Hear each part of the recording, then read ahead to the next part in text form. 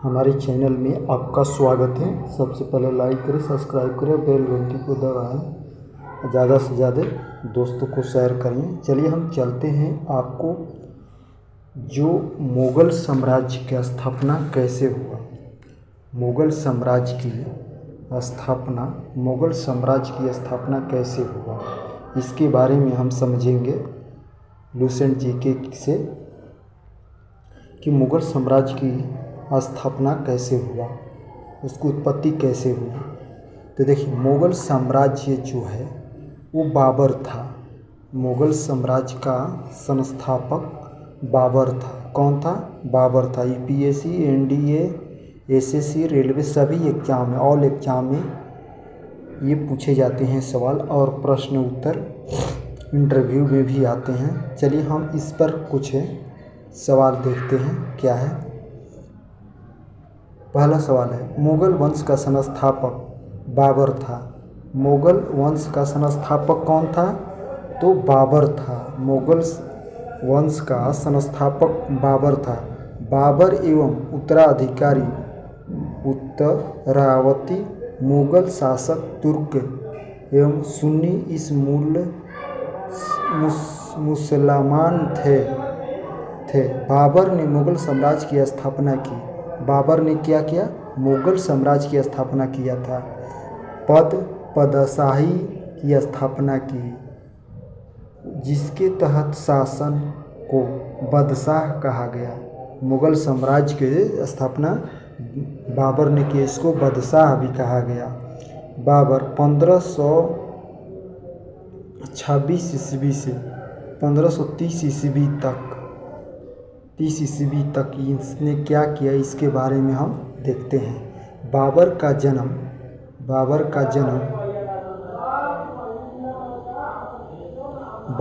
जन्म फरवरी 1483 ईस्वी में हुआ। कब हुआ? फरवरी 1483 ईस्वी में हुआ। इसके पिता का नाम क्या था? उमर शेख था। उमर शेख मिर्ज़ा उनके पिता का नाम था।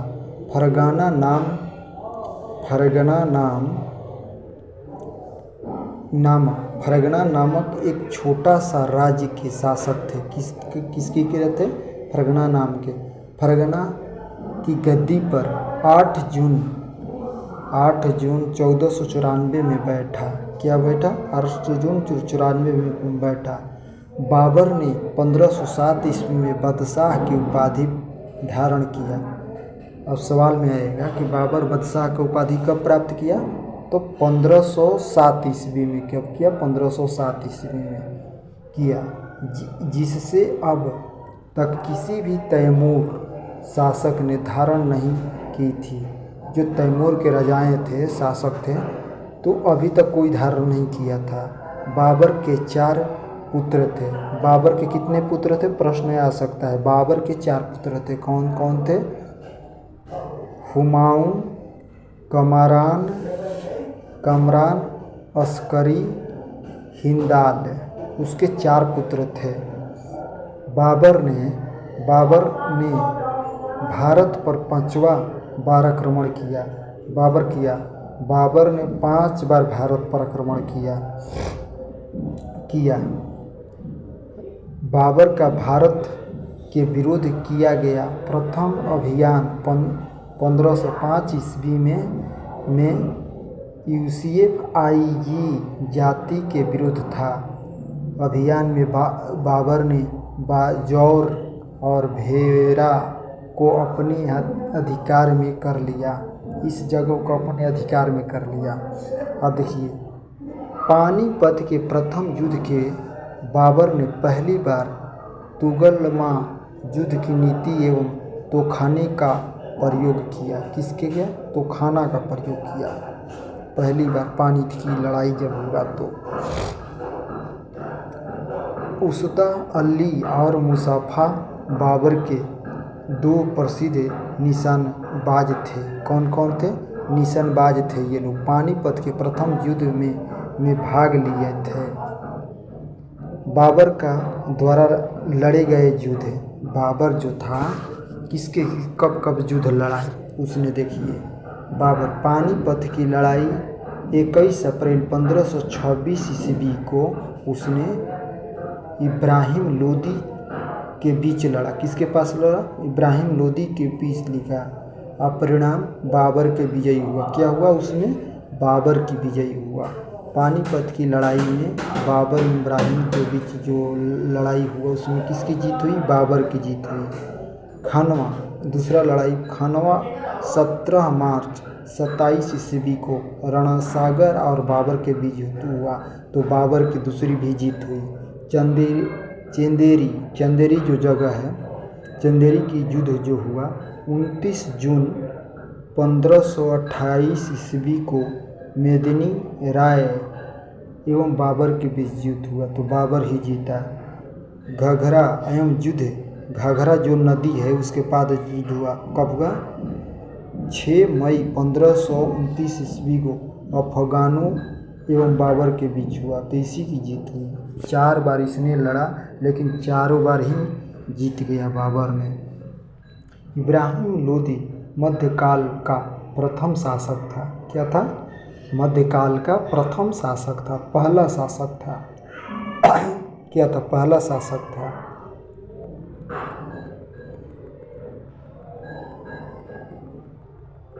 बाबर जो था पहला शासक था। अब देखिए, इब्राहिम जो लोदी था प्रथम शासक था जो युद्ध स्थल में मारा गया। क्या हुआ? युद्ध स्थल में जब हुआ ना तो मारा गया।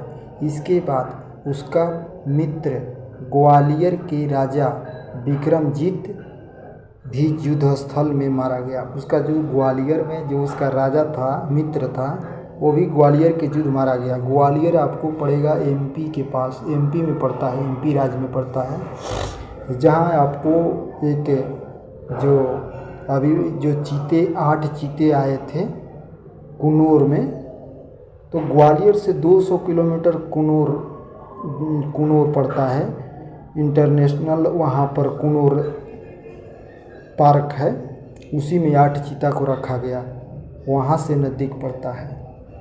नोट, हुमायूं ने कोहिनूर, देखो कोहिनूर या लिखा हुआ ना, हुमायूं ने कोहिनूर हीरा ग्वालियर के दिवंगत राजा विक्रमजीत के परिवार से प्राप्त किया था।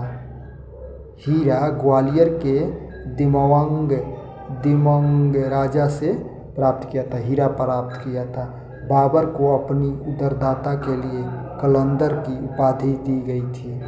बाबर ने मुसलमानों को तमगा नामक कर से मुक्त कर दिया। इस कर से मुक्त कर दिया। खानवा युद्ध में बाबर ने राणा सांगा के खिलाफ जिहाद का नारा दिया और युद्ध में विजय के बाद गाजी की उपाधि धारण किया। किसका उपाधि? गाजी का। 30 जनवरी 1928 ईस्वी को जहर देने के कारण राणा साहर की मृत्यु हो गई। क्या कि इसको जहर दे दिया, इसकी मृत्यु हो गई।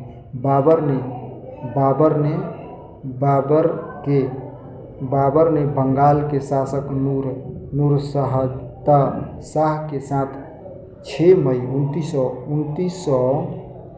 1529 ईस्वी में युद्ध किया। एक दूसरी संप्रभुता का समय करने का वादा करते हुए एक संधिकान की, जिसके अनुसार नूरशाह के अफगान विद्रोही को शरण देने का वचन दिया। क्या किया?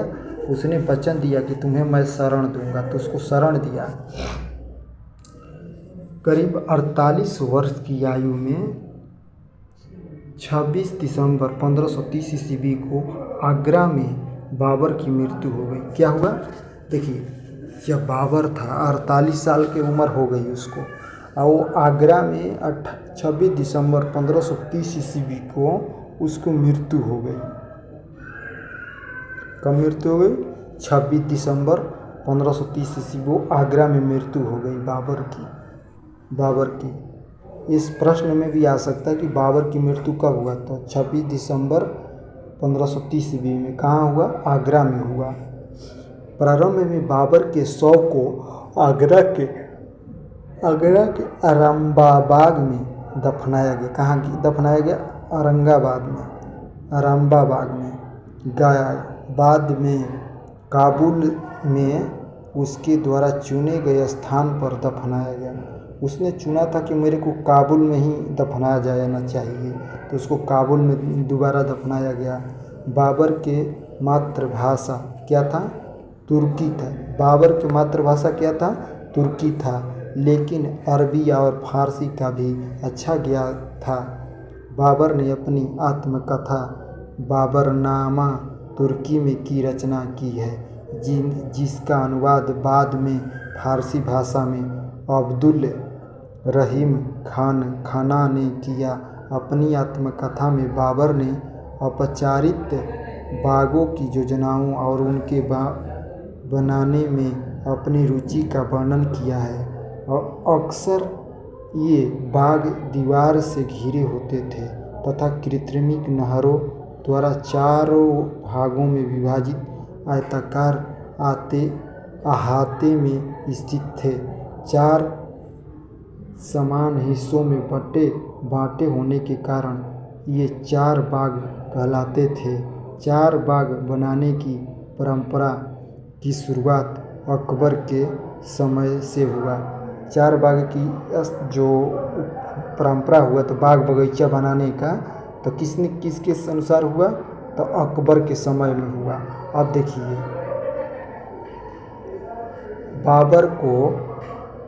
बाबर को मुबय्यन नामक पद्यशैली को भी जन्मदाता था। बाबर प्रसिद्ध नक्शबंदी सूफी ख्वाजा अब्दुल्ला अहर था। बाबर का उत्तराधिकारी हुमायूं हुआ। क्या हुआ? बाबर का उत्तराधिकारी कौन हुआ? हुमायूं हुआ। उत्तराधिकारी। तो बाबर के कितने लड़के थे? बाबर के लड़के 4 थे। कौन कौन थे? बाबर के लड़के 4 थे।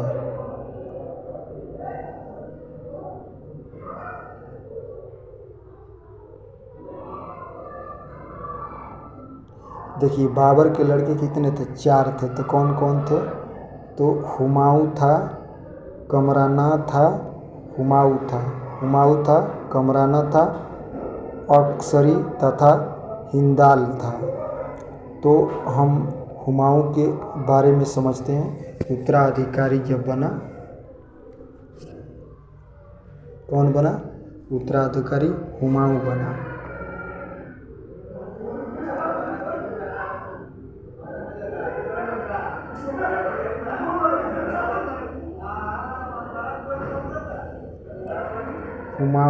कौन बना? हुमायूं बना।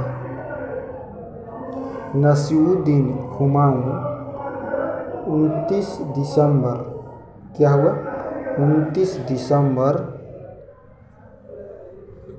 1530 को आगरा में की अवस्था में ही सिंहासन पर गद्दी पर बैठा। बदखा का सूबेदार था। हुमायूं बाबर का लड़का था। अपने पिता के निर्देश के अनुसार हुमायूं ने अपने राज्य का अपना भाइयों में कर दिया गया। उनके कमरान को काबुल, मिर्जा अक्सरी को सवल, मिर्जा हिंदाल को अलवा मेड़वा दी। अपने चचेरे भाई को सुलेमान मिर्जा को हुमायूं ने दखलत दिया। 1533 ईस्वी में हुमायूं ने दिनपान नामक पर नगर की स्थापना की। चौथा का युद्ध 25 जून 1539 को शेर खान एवं हुमायूं हुआ। इस युद्ध में शेर खान की विजय हुआ। इस युद्ध के खान के शेर की पदवी ग्रहण कर ली। बिलग्राम। यह कनौज युद्ध 17 मई 1540 में शेर खां के बीच हुआ। इस युद्ध में हुमायूं पराजित हुआ। आसानी से आगरा एवं दिल्ली पर कब्जा कर लिया। विक्रमगढ़ युद्ध के बाद हुमायूं सिंह चला गया, जहाँ उसने तक घूम ककड़ों को जैसा निर्वासित जीवन व्यतीत किया।